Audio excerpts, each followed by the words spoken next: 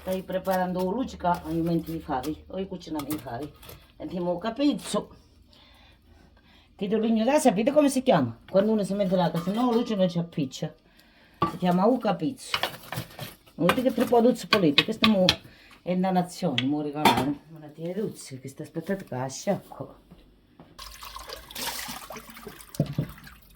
Non ci faccio una sciacquatela pure le fave. La verità è mandare sera perché stamattina non aveva tempo. E siamo un po' che c'era scuola. Che sti piglia belle tenere. Oggi non dimentichiamo assai perché il momento la carne salata. I fave che la carne salata oggi cuciniamo. Sta a lavare. Non ci facciamo soffrire un po' che c'ero. Tu li scorciceri mesi. È poco grasso. Mentre la coda da cipolla. La coda da cipolla è meglio che è più saporita. E dopo aggiungo l'altra. Vedete che la cipolla è bella soffriuta. Ma aggiungiamo i favi. Che la carne salata oggi cuciniamo. Carne salata e favi. Vedi che sono belle scolate. Ma aggiungiamo.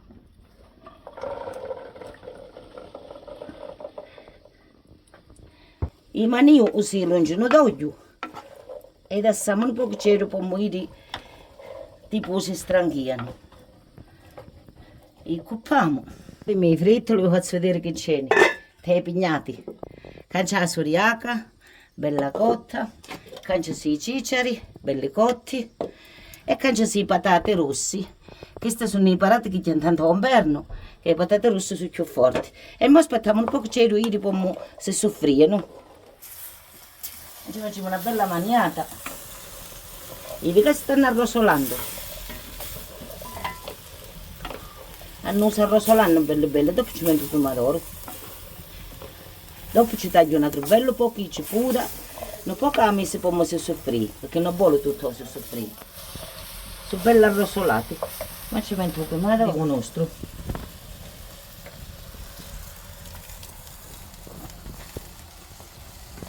Aggiungiamo un po' d'acqua. L'acqua la vediamo con la torricina, la sciacquiamo.